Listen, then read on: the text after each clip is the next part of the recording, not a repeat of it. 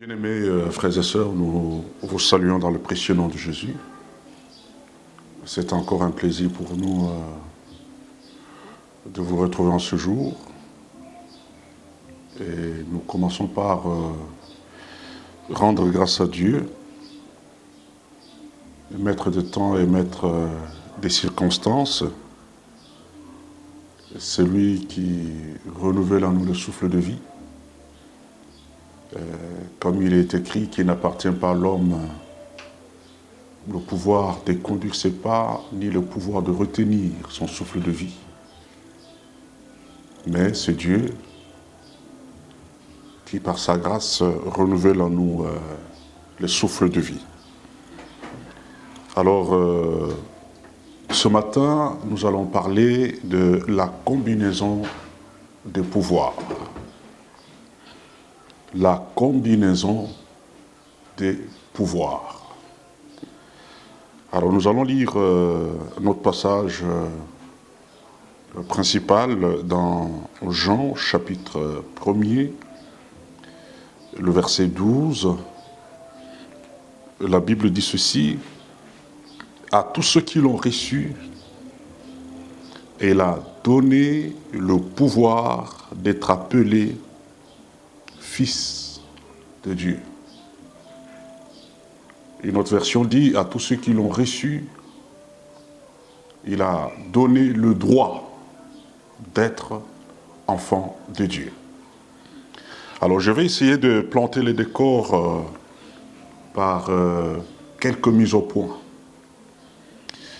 Notre première mise au point, c'est que le monde spirituel est un monde de respect hiérarchique.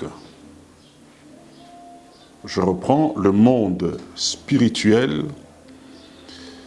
est un monde de respect hiérarchique. Le monde spirituel respecte les rangs. Le monde spirituel respecte la hiérarchie. Vous verrez même quand Jésus est arrivé à Gadara, lorsqu'il est descendu de la barque, le démoniaque s'est jeté à ses pieds et les démons ont commencé à crier: qu'y a-t-il entre toi et nous? Donc ils ont reconnu l'autorité de Jésus. Nous voyons quand Jésus chassait les esprits qui étaient dans ce fou de Gadara, les esprits ont demandé au Seigneur de leur permettre d'entrer même dans les pourceaux. Donc ils ont reconnu le pouvoir. Il dit: tu es venu nous tourmenter avant le temps. Donc le monde spirituel est un monde de respect hiérarchique. Donc nous avons une hiérarchie dans les pouvoirs sur le plan spirituel. Il y a une hiérarchie dans l'autorité et dans la domination. Alors, notre deuxième mise au point, c'est que par essence, le pouvoir est un concept d'autorité. Le pouvoir est un concept de capacité et aussi un concept de prérogative. Donc, retenez que le pouvoir, par essence, est un concept d'autorité, est un concept de capacité, mais aussi un concept de prérogative. Celui qui a le pouvoir a l'autorité. Celui qui a le pouvoir a la capacité. Et celui qui a le pouvoir a des prérogatives. Donc le pouvoir, c'est la faculté de faire. Le pouvoir, c'est être capable de faire. Le pouvoir, c'est être à mesure de faire. Mais aussi, le pouvoir, c'est être en état de faire. Alors, notre troisième mise au point, il faut retenir qu'il y a plusieurs types de pouvoirs à l'œuvre dans le monde, utilisés à des fins multiples. Donc il y a plusieurs types de pouvoirs qui sont à l'œuvre dans ce monde et qui sont utilisés à des fins multiples. Nous avons les pouvoirs naturels, mais nous avons aussi les pouvoirs spirituels. Donc retenez que nous avons des pouvoirs naturels et nous avons des pouvoirs spirituels. Lorsqu'on parle de pouvoirs naturels, ce sont des pouvoirs qui sont dans les naturels, que nous avons naturellement. Exemple, le pouvoir politique, c'est un pouvoir, le pouvoir parental, le pouvoir de finance, le pouvoir financier, on peut avoir les pouvoirs financiers, le pouvoir d'un journaliste, être journaliste c'est un pouvoir, le pouvoir des avocats, les pouvoirs de magistrats, les pouvoirs d'un directeur, un DG, un ministre, un patron, c'est un pouvoir, le pouvoir d'être maire, donc tous ces pouvoirs sont des pouvoirs naturels. Alors, nous avons aussi le pouvoir spirituel. Donc nous avons le pouvoir naturel et nous avons le pouvoir spirituel. Alors, s'agissant du pouvoir spirituel, nous pouvons reprendre notre passage que nous avons lu à l'introduction de Jean, chapitre 1er, le verset 12, qui dit qu'à tous ceux qui l'ont reçu, il s'agit de la parole de Dieu, il a donné le pouvoir d'être appelé enfant de Dieu. Ou il a donné le pouvoir d'être enfant de Dieu. Une autre version dit, à ceux qui l'ont reçu, il leur a été donné le pouvoir, le droit d'être enfant de Dieu. Alors dans Luc chapitre 10 verset 18, la Bible dit, je vous ai donné le pouvoir de marcher sur les serpents, sur les scorpions et sur toute la puissance du diable. Et Jésus ajoute pour dire, et rien ne pourra vous nuire. Jésus a prononcé cette parole puissante quand les disciples sont revenus de leur mission, après avoir prié pour les gens, chassé des démons. Ils sont rentrés dans l'enthousiasme pour dire au Seigneur, même les démons nous sont soumis à ton nom. Et Jésus répliqua pour leur dire, je voyais Satan tomber du ciel comme un éclair. C'est après qu'il leur dira, je vous ai donné le pouvoir de marcher sur les serpents, sur les scorpions et sur toute la puissance du diable et rien ne pourra vous nuire. Donc un homme peut détenir plusieurs pouvoirs. Le pouvoir d'être chef d'entreprise, c'est un pouvoir. Les pouvoirs d'être parent, vous êtes inspecteur, vous êtes avocat, vous êtes médecin, c'est un pouvoir. Vous êtes mère de famille, de foyer, c'est un pouvoir social, ainsi de suite. Vous avez un rang social élevé, tout ça, ce sont des pouvoirs. Donc un homme, comme je viens de le dire, peut détenir plusieurs pouvoirs. Donc tel que vous êtes là, vous pouvez détenir plusieurs pouvoirs. Mais nous, en tant qu'enfants de Dieu, nous sommes censés détenir, au-delà de ce pouvoir naturel, un pouvoir surnaturel. C'est là toute la différence entre l'homme spirituel et l'homme naturel. Donc, nous pouvons détenir tout le pouvoir naturel, mais au-delà de ce pouvoir naturel, en tant qu'enfants de Dieu, nous devons aussi savoir que nous détenons un pouvoir spirituel, un pouvoir surnaturel. Donc au-delà de tout ce pouvoir dont on peut être doté sur le plan naturel. Donc le pouvoir spirituel, c'est le pouvoir qui est censé coiffer et influer sur tous les autres pouvoirs. Donc le pouvoir naturel, c'est un pouvoir qui est censé coiffer et influer sur tous les autres pouvoirs. Parce que, bien aimé, si vous n'avez pas le pouvoir spirituel, eh bien, les autres pouvoirs de votre vie seront coiffés par un autre pouvoir. Donc, il est important de comprendre ce que je suis en train de dire parce que nous parlons de la combinaison des pouvoirs. Donc, vous devez savoir que le pouvoir spirituel, c'est ce pouvoir qui coiffe et qui influe ou qui influence les autres pouvoirs dans la vie des chrétiens ou les autres pouvoirs existants. Donc le pouvoir spirituel est une influence invisible qui fixe le sort des choses qui sont dans les naturels. Je le redis, c'est très important.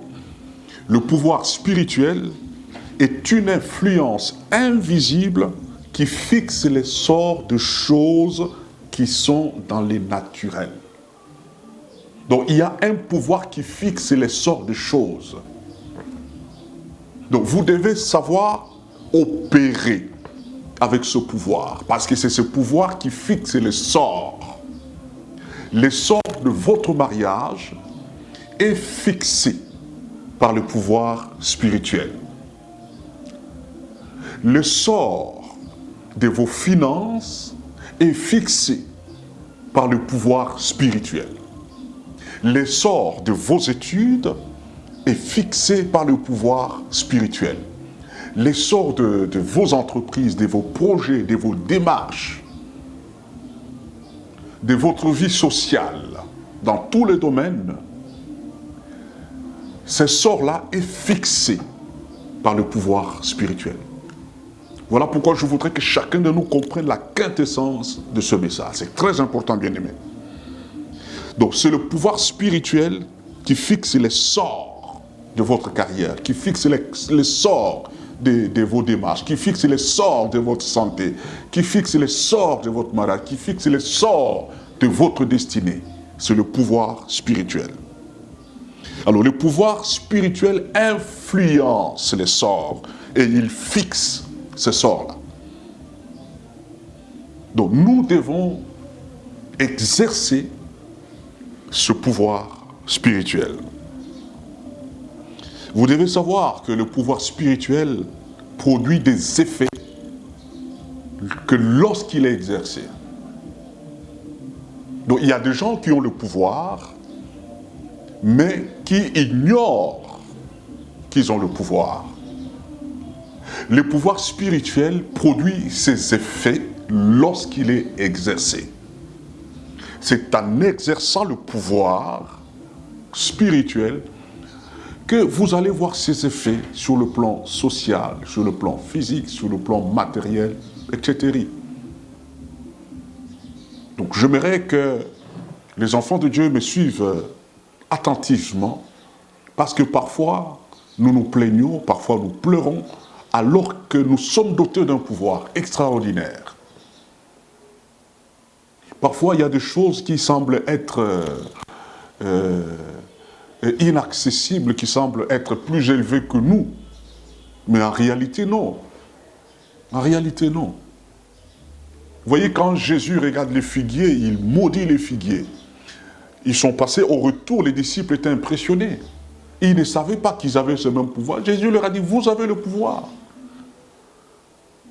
Donc nous sommes dotés d'un pouvoir extraordinaire. Mais parfois c'est l'ignorance qui fait que nous sommes en train de patauger dans la médiocrité, nous sommes en train de patauger dans les échecs, parce que nous ne savons pas utiliser le pouvoir qui est le nôtre. Donc vous devez savoir que le pouvoir spirituel, c'est ce pouvoir qui va influencer et qui va fixer les sorts sur les autres pouvoirs naturels. C'est ce que nous appelons la combinaison des pouvoirs.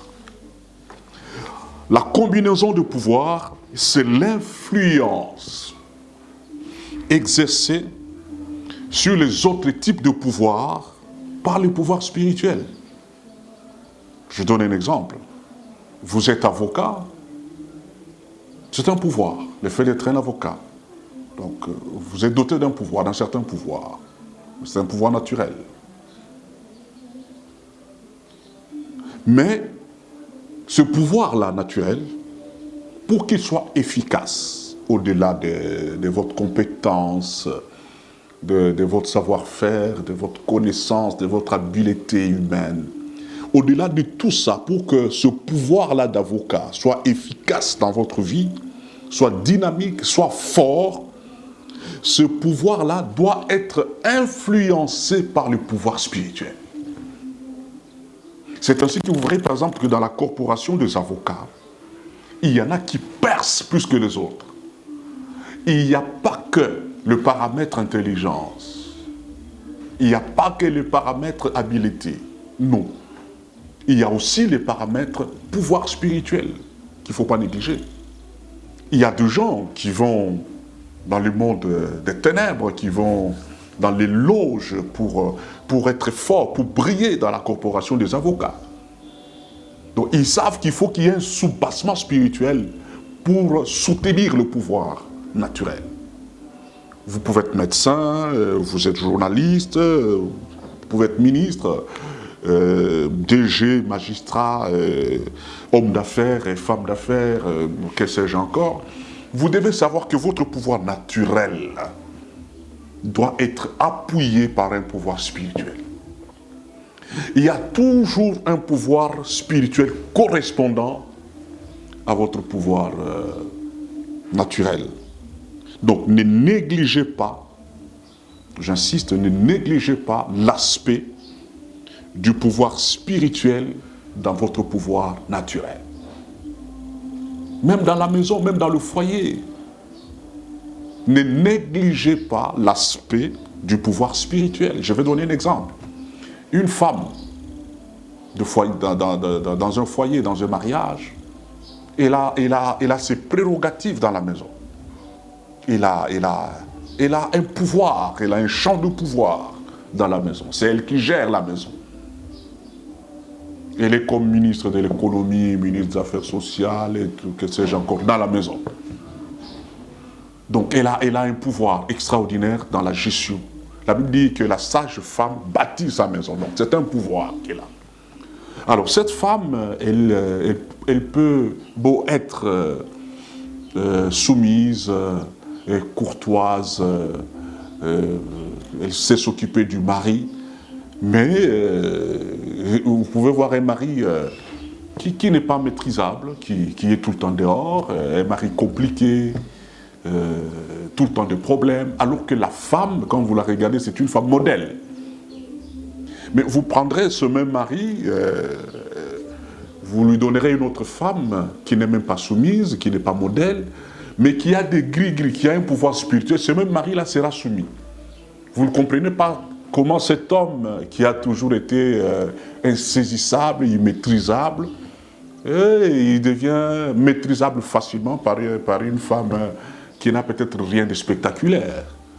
Le problème, c'est quoi? C'est le soubassement spirituel, c'est la force, c'est ce que les gens ne comprennent pas. Donc, bien aimé, vous devez savoir que votre pouvoir naturel, pour qu'il soit fort, il doit être fixé par le pouvoir spirituel. Donc, ne négligez pas l'aspect du pouvoir spirituel dans votre pouvoir naturel. Alors, à ce niveau, je vais établir quelques principes en rapport avec le pouvoir. Premier principe.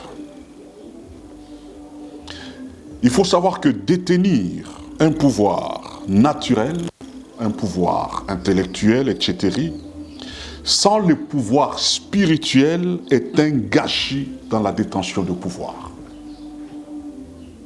Je reprends, détenir un pouvoir naturel, un pouvoir politique, un pouvoir intellectuel, etc., sans le pouvoir spirituel est un gâchis dans la détention du pouvoir. C'est une perte dans la détention du pouvoir. Si vous voulez maximiser votre pouvoir, il faut, au-delà du pouvoir naturel, avoir le pouvoir surnaturel que j'appelle le pouvoir spirituel. Deuxième principe, c'est que pour faire bon usage du pouvoir naturel, du pouvoir terrestre, il faut impérativement y associer sans délai un pouvoir spirituel. Je le redis, pour faire bon usage du pouvoir naturel, du pouvoir terrestre, il faut impérativement y associer sans délai le pouvoir spirituel. Je vous donne l'exemple dans la Bible. Daniel, c'est une histoire que nous connaissons tous, que nous avons certainement lue en tant qu'enfant de Dieu, en tant que lecteur de la Bible. Soulignez que Daniel a travaillé avec 4 rois babyloniens. Daniel n'était pas babylonien. La Babylonie, c'était une terre étrangère. Mais Daniel a été sollicité successivement par 4 rois. Tous ont reconnu en lui quelque chose de particulier. Et souvenez-vous, lorsque le roi Belchassar était dépassé par cette vision extraordinaire, il a vu le doigt d'une main en train d'écrire sur un mur, Mene Mene Tekel Peres. Il était dépassé. La Bible dit que parmi ses conseillers, il n'y avait personne qui pouvait avoir la signification, l'interprétation de la vision qu'il avait eue. Alors la reine-mère lui dira, il dit au roi, ne te trouble pas, parce que du temps de ton père, on a trouvé un homme dans ton royaume, on a trouvé en lui l'esprit de Dieu. On a trouvé en lui la capacité d'interpréter des énigmes. On a trouvé en lui un esprit supérieur. Donc cet homme avait une sorte de pouvoir. Il dit, on a trouvé en lui des capacités ésotériques. Alors on a fait venir Daniel. Là, je voudrais relever quelque chose de très important. C'est que ces gens étaient unanimes que Daniel n'était pas ordinaire comme tous les hommes. Il détenait un certain pouvoir qui était au-dessus de tout pouvoir. Parce que la reine même reconnaît que Daniel avait un esprit supérieur. Vous savez, bien aimé, il y a des gens, quand ils sont élevés, ils vont chercher des prêtres. Ça peut être des prêtres de Dieu ou des prêtres de Satan. Les féticheurs sont des prêtres de Satan. Ils vont parfois voir des chefs traditionnels, des chefs coutumiers. On procède par ce qu'on appelle intronisation. On les intronise. En fait, l'intronisation, là, c'est une pratique, une démarche qui consiste à renforcer le pouvoir naturel. Donc, c'est un pouvoir spirituel qui soutient un pouvoir naturel. Parce qu'un pouvoir naturel qui n'est pas soutenu spirituellement, facilement, il peut être renversé. C'est comme ça que des gens qui sont avisés, enfants de Dieu, lorsqu'il est nommé ministre, il n'y va pas comme ça. Non. Il cherche un renforcement spirituel auprès des serviteurs de Dieu. Il y a une démarche d'intronisation qui est faite pour que le pouvoir naturel soit soutenu par le pouvoir surnaturel. Le pouvoir naturel soit soutenu par le pouvoir spirituel.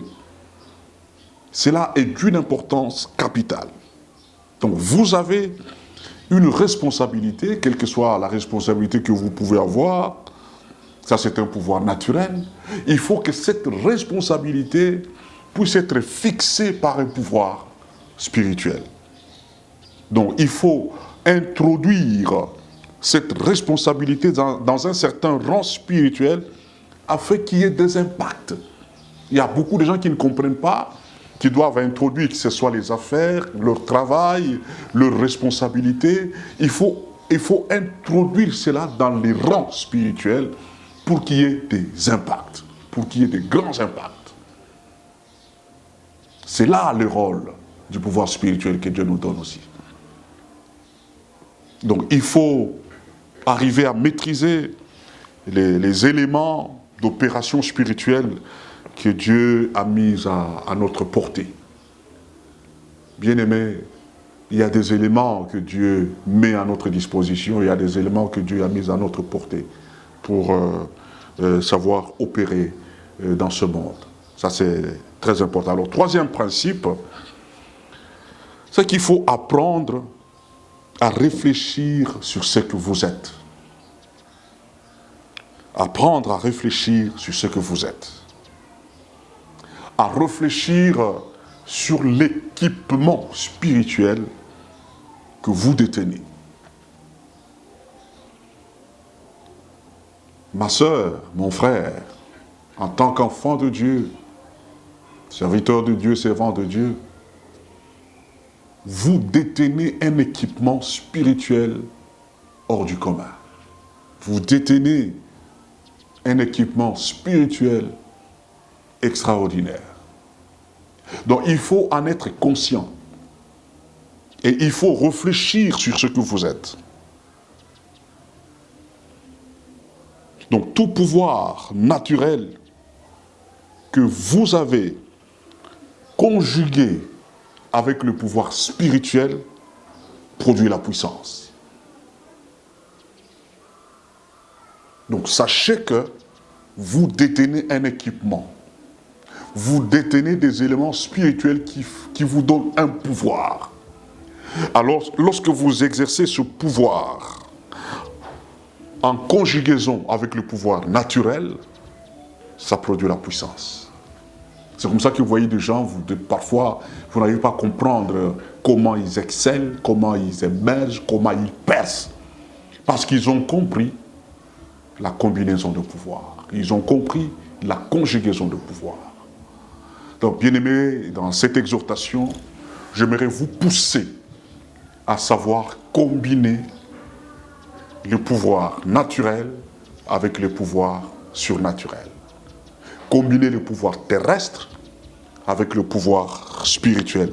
Être conscient que vous détenez un pouvoir surnaturel. Et c'est ce pouvoir qui va fixer les sorts des autres pouvoirs. C'est ce pouvoir qui va fixer les sorts des autres domaines de votre vie. Donc la conscience du pouvoir que vous avez doit vous accompagner. Donc tout au long de votre vie, tout au long de votre marche sur cette terre, tout au long de votre parcours, faites-vous accompagner par la conscience du pouvoir spirituel que vous détenez. Quand vous vous faites accompagner par cette prise de conscience, même le monde des ténèbres a peur de vous. Même le monde des ténèbres tremble devant vous. Vous voyez comment les démons tremblaient devant Jésus? Parce que Jésus était conscient de ce qu'il était. Et il se faisait accompagner par cette conscience.